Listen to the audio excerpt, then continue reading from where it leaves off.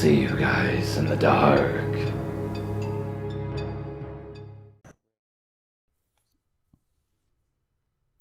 It was 2019. I lived in a house with 2 other women. We were like in our early 20s, I believe. The house backed onto a park. Well, it was more like an open lot, which was accessible through a main road.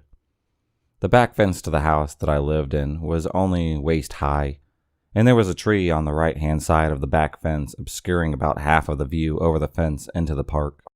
One night I showered and got into my undies in a baggy top as it's summer. I hear the dog in the backyard going absolutely mad.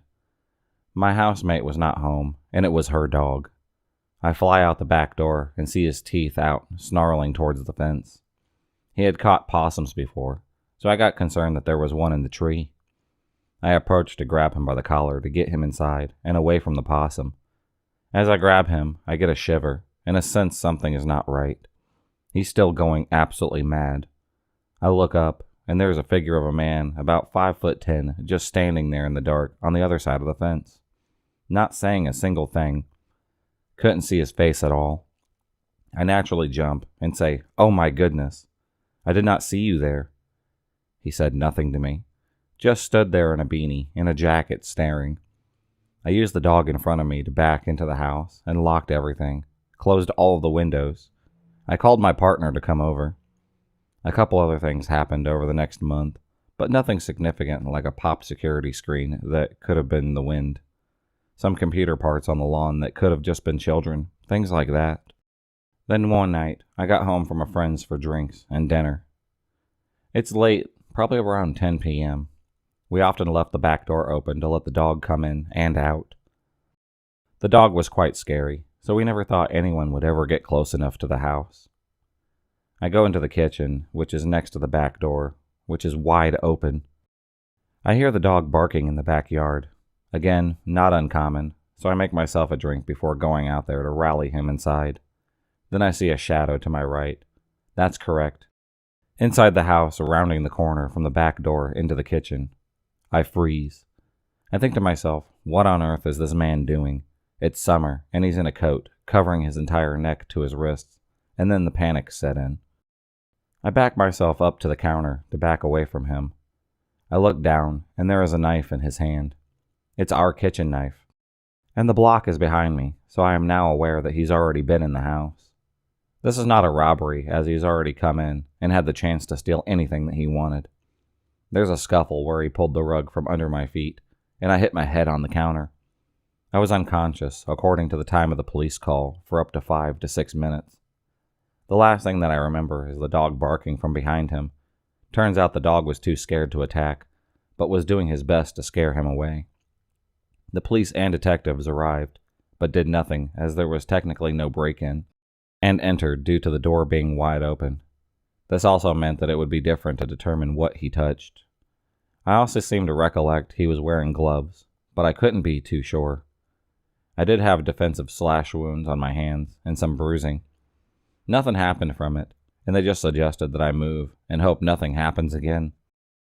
I can't be sure if the man at the fence was the same man, but he was a shadow in the dark who watched the house for sure. We had a third housemate at one point who asked me for a cigarette once because she was stressed and can only handle menthols. I told her that I don't smoke. She said it must be the other girl then. Confused, I said, "Neither of us smoke." "What do you mean?" She had been picking up cigarette butts from outside the front and side door for the entire stay. She never said anything because she decided it was something that bothered her. But clearly not us, so she didn't mind doing it, as it only bothered herself. She left very early to open a cafe before either of us other girls woke up, which is why we never saw them. This video is sponsored by Aura. Do you know what the fastest growing crime rate happens to be in America? I'm talking about identity theft. There's a new crime every 14 seconds. And for years, this crime rate has been surging and affecting millions of Americans. Now imagine trying to log into your email accounts one day, only to see the password has been changed just hours ago. Then you start getting notifications of activity from your bank account, your credit cards, and even your crypto accounts. That's when suddenly the feeling of shock, panic, Anxiety, paranoia, and disbelief, anger and frustration, even guilt set in. That's why I'm excited to partner with Aura, who is sponsoring my video. Aura is an identity theft protection, fraud monitoring, a VPN, password management, and antivirus software, all combined into one easy-to-use application. Aura monitors the dark web for your emails, passwords, social security numbers, and sends alerts fast, right to your phone and your email. The VPN allows you to stay anonymous online by keeping your browsing history and your personal information safe, and even encrypted from hackers.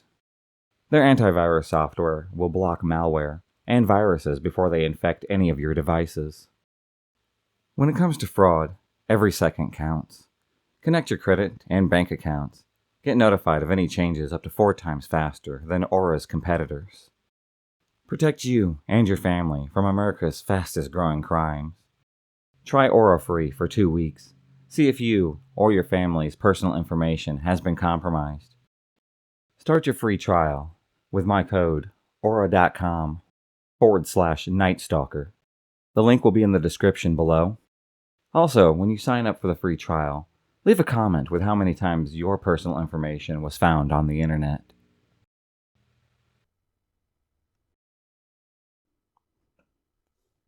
So it's 7 a.m., and I'm idling in a McDonald's parking lot until sunrise. The past few days with an escalating prowler has finally driven me out of my home. I'm 25 and female. I live alone, and on the ground floor of some cute condos with lovely neighbors. I work nights, but with the pandemic work has been seldom. Naturally, I'm used to staying up late. 4 nights ago, at 2:30 a.m., I'm watching TV in the living room, and my dog starts growling at the window. She only does this when someone or something is on my patio. I assumed that it was an animal outside until I heard what sounded like someone trying to open my door. I sat still and listened for more noise because I couldn't believe that was happening. I call my mom because I'm feeling weirded out, and then peek out through the blinds, just to see the gate of my patio is wide open.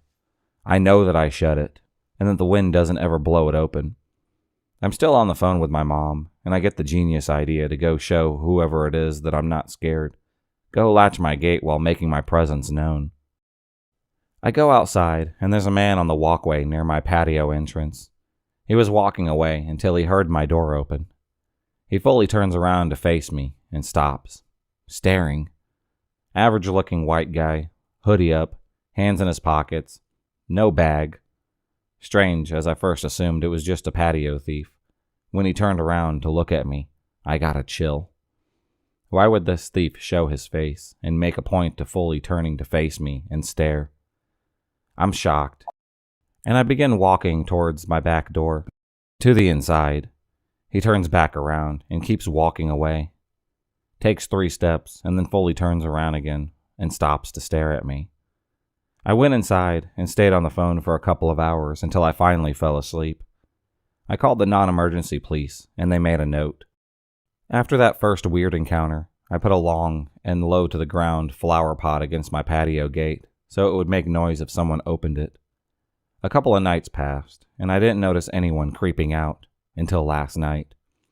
Last night, about 1 a.m., I hear a crashing and falling noise again. I call my mom for assurance and look around the house to see if anything fell. I think it must be nothing and get off of the phone.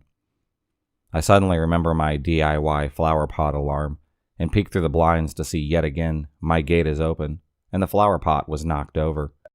He came back. I called the non-emergency police again. This time they came and did a patrol of the neighborhood. They didn't catch him.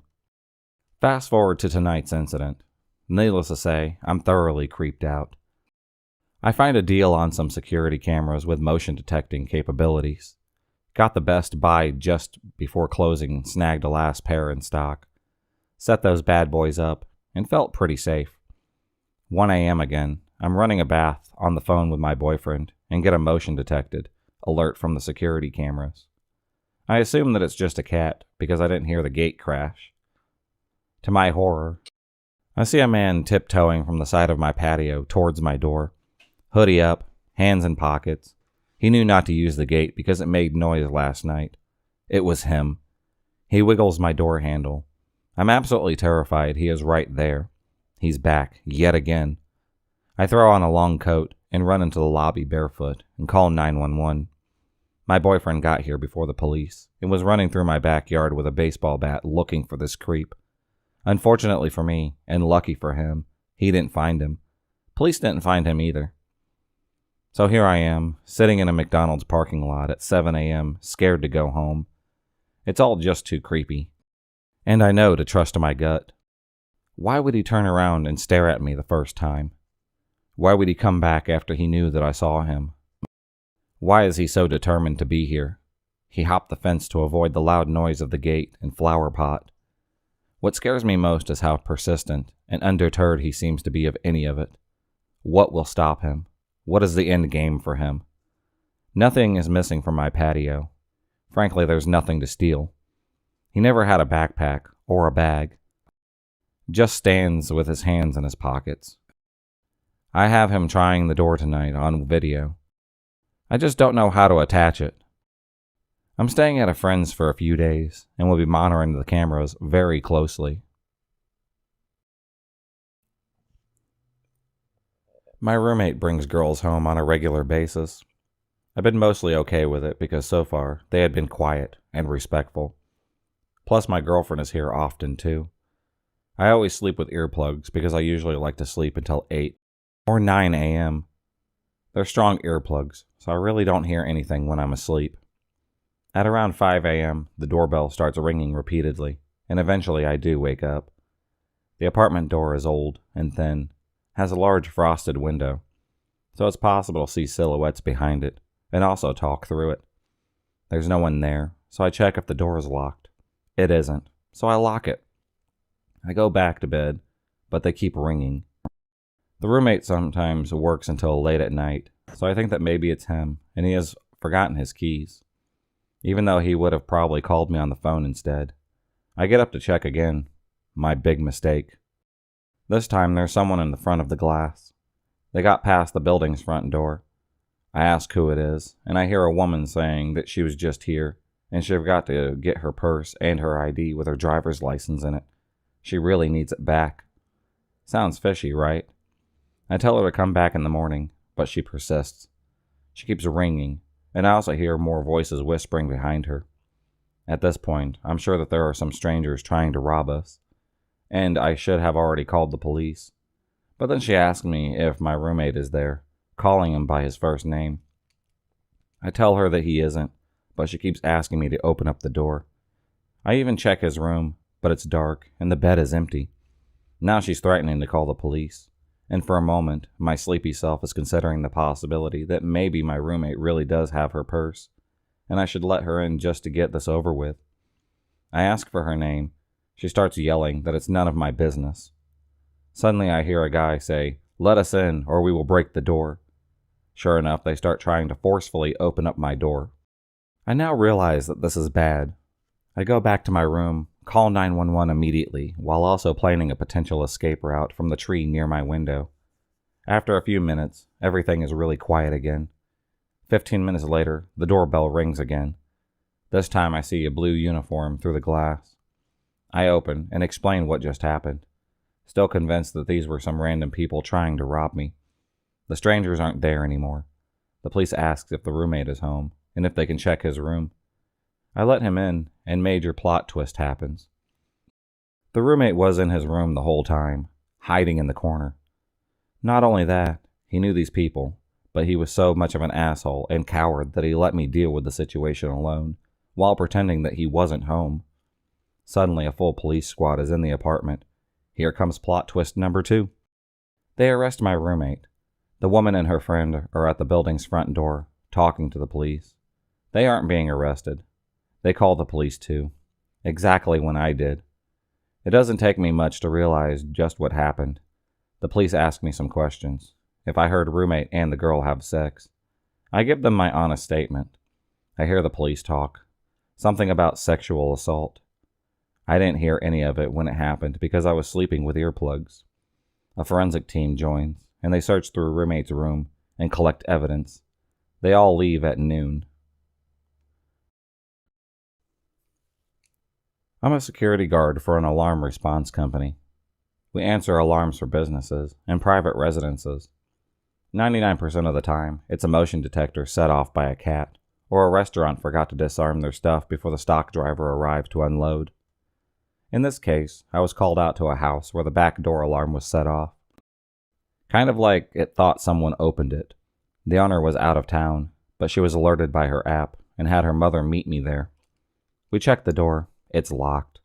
We figured maybe someone tried the door, but it didn't budge, setting off the alarm. But there's a light on the inside. The mom mentions this to the daughter on the phone. Daughter says that she isn't sure if she left the light on or not. It's not a good idea to make people think someone's home, but she just isn't sure.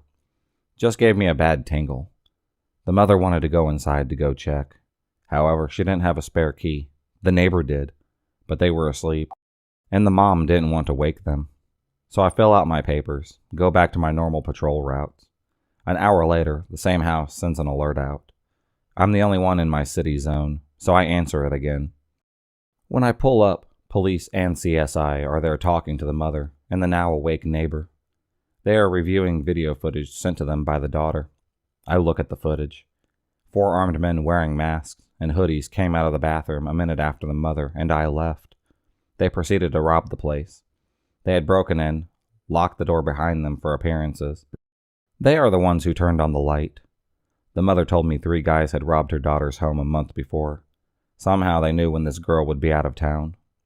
They appeared smart, desiring a quiet robbery without conflict. But they brought guns, so they were prepared to shoot their way out of trouble if need be. The mother had wanted to go in. If she had a key, or woken the neighbor for the key, we would likely have been shot dead by these guys when we went inside. Work doesn't give me Kevlar vests or anything like that. If I ever get another house call and someone is in there, I'm not going inside no matter what is asked of me. I count myself fortunate that the way was blocked this time, because I was prepared to foolishly go in and check if I could. The 1% of calls where something is actually off. It has never been as bad as this one.